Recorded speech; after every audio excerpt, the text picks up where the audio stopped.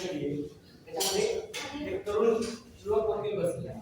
आरोपी म्हणून नाही, तो म्हणून एक साक्षीदार म्हणून नाही, तो बसलेला आहे म्हणून आपण जितक्याच वेळी त्या कोठडीमध्ये एक व्यक्ती एंटर होतो, एक म्हातारा व्यक्ती हात करून लागतात आणि तो व्यक्ती आहे एक खुनाचा त्याचे 15 लोक साक्षीदार आणि हा तरुण जो वकील आहे त्याला त्याच्या अगोदर कुठल्याही केसचा अनुभव नाही, त्याची पहिली केस.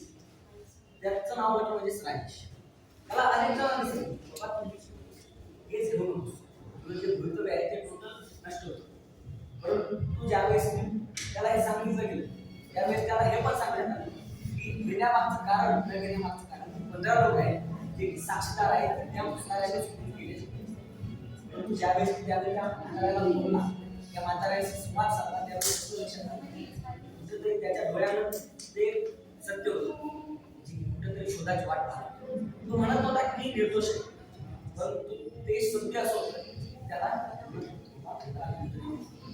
हा व्यक्तीच्या गावामध्ये गेला, 3 महिने तिथे राहिला, कुठल्याही तपास करत नाही त्या गावाची परिस्थिती काय, तिथल्या लोकांचे जीवनानुभव काय, तिथल्या लोकांची संस्कृती काय, ह्या सर्व गोष्टी त्यांना पाहिल्या.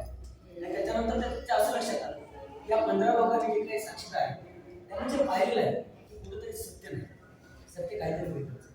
आणि ज्यावेळेस त्याने साक्षी आपल्या कोर्टामध्ये मांडलं त्यावेळेस तो जिंकला. आणि ते सत्य म्हटलं म्हणजे असं होतं त्या म्हाताऱ्यानं आपल्या नातवाचा केलेली एक चूक ती कुठेतरी आपल्या स्वतःवर तो गुन्हा त्यांना लागू केला. म्हणजे तो नातू ज्याने की आपल्या बहिणीचा एक अत्याचारापासून वाचवण्याकरता तो चुकून खून केलेला, ती या व्यक्तीनं स्वतःवरती गुन्हा घेतलेला. आणि ही ज्यावेळेस त्यानं कोर्टमध्ये बाजू मांडली त्यावेळेस त्या व्यक्तीनं फक्त कायदाच नाही मांडला तर त्यानं मांडली ती माणूस. आणि ती माणूस मानत त्या व्यक्तीनं असं सांगण्याचा प्रयत्न केला कायद्याचा अर्थ ज्यावेळेस तुम्ही केस घेता त्यावेळेस फक्त कायदा पुस्तकात काय ते नाही तर माणुसकी जी आहे ती न्यायाची बाजू घेतली. ज्यावेळेस की त्यानं सर्व काही कोर्टमध्ये आर्ग्युमेंटेशन दिलं त्याच्यानंतर तो केस पण जिंकला. परंतु इथंच हा म्हातारा जो कुठेतरी त्या कोर्टमध्ये जिंकलेला असताना तो त्या कोर्टातून बाहेर यायलाच नका, तो इथं भरणार आहे. माझ्या नातवाला त्या वकिलाला 1 वर्ष लागलं त्या व्यक्तीला सांगण्याकरता आजोबा न्यायाचा अर्थ असा नसतो की बाबा तुम्ही हे झाले तरी पण चालेल, न्यायाचा अर्थ असा असतो प्रत्येकाला त्याच. आणि ज्यावेळेस तो हा सर्व काही सांगत होता त्याच्यानंतर ते आजोबा बाहेर आले आणि मग हा व्यक्ती कुठेतरी पुढे एक सक्सेसफुल वकील पण झाला.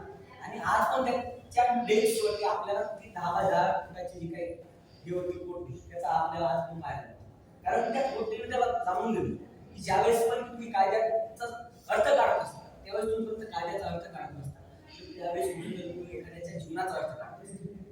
आणि माझा हा प्रश्न आहे ज्यावेळेस पण की आपण इथून पुढं भविष्यात जाणार आणि भविष्यामध्ये आपल्याकडे हा प्रश्न येईल आपल्याला न्याय करायचा आहे त्यावेळेस माझा तुम्हाला प्रश्न आहे की तुम्ही नेमकी कोणत्या कोर्टाला निवड करता.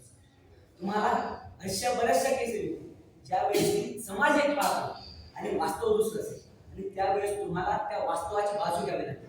माझा प्रश्न हा असेल की तुम्ही खरंच त्या सत्याची बाजू घ्या.